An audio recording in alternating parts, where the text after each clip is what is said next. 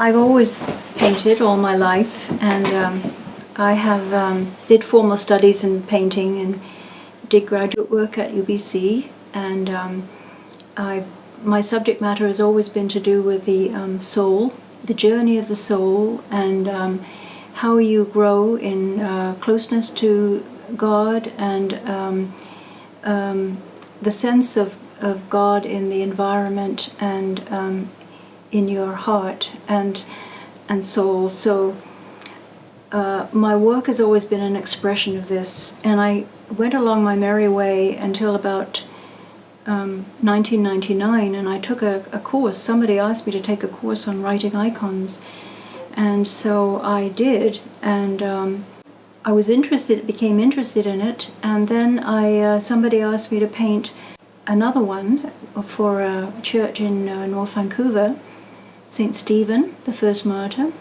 And then people just kept asking me to do them, and then I started to just do them on my own. And then I worked on in that area I've continuously, really, since 1999.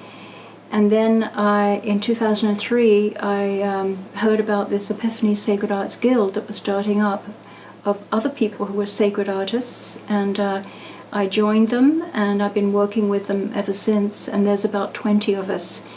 And we exhibit our sacred art about every 2 years, and we have a big 15th anniversary exhibition coming up in 2018 at John Paul II Pastoral Center. And as far as my own personal work, I do icons, but I really like the early Renaissance period, which is transitional between the pure icon and the humanism of the Renaissance, where the figures have this otherworldly, mystical quality about them, but they also have the humanness, the human feeling coming through. And so an example of this period is one piece here. It's called Our Lady of Humility, and this was done, they're all in egg tempera. I like to use traditional materials. So it's made with, you do it on a wooden board covered with gesso, and then you put gold on it where you'd like the gold. You transfer your image, of course, you do the gold work, and then you start the painting. And this one is Our Lady of Humility. When Our Lady is sitting down on the ground, she's called Our Lady of Humility. And it's part icon and part realism. It is the illustration of the book of Revelation. So it was a woman clothed in the sun with the moon at her feet and a crown of 12 stars on her head. And she's queen of angels. That's where the angels are here adoring her. And she's queen of men and mother of God. The little stars, you only see one here, but in an icon Our Lady would always have 3 stars. And that means she's a virgin before, during, and after the birth of Christ, and this is Christ she's holding. So it was the warmth of the feeling that I liked, that between the mother and the child. And you can see the beginning of the showing of natural flowers. This would never have happened in an icon. They're all stylized, very stylized. They're very otherworldly, and but now I like to work in this. It's like at the cusp of the Renaissance.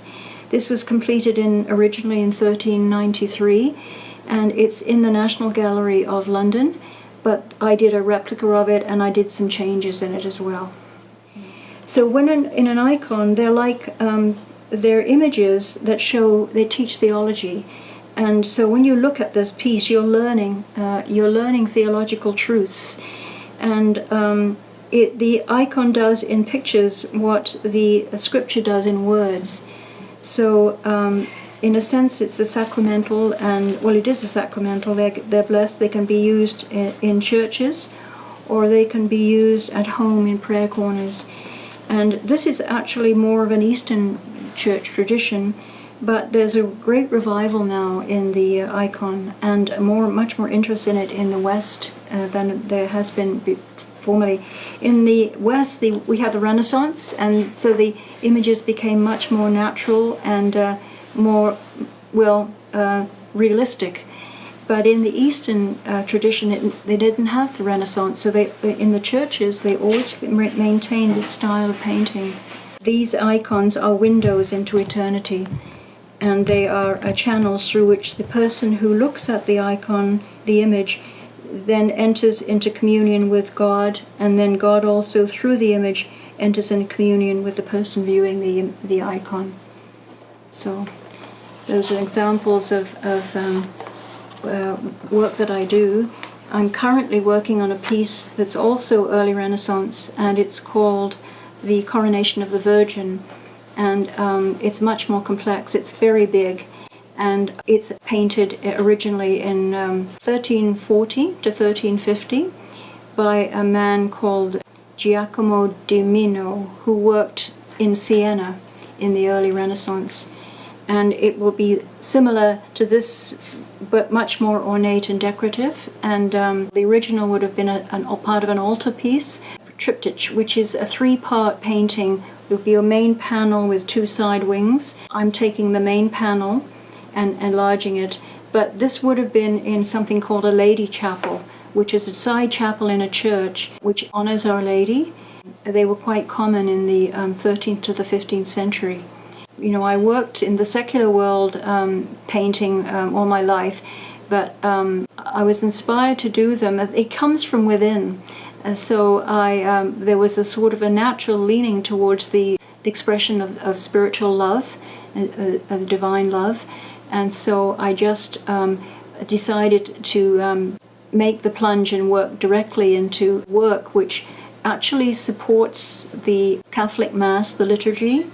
And I'm a practicing Catholic, and it seemed to me a wonderful thing to do, to be able to combine my visual art background with helping people pray in the Mass, and creating public works that people would come to and see and would help them in their own interior journey, in their quest for personal holiness.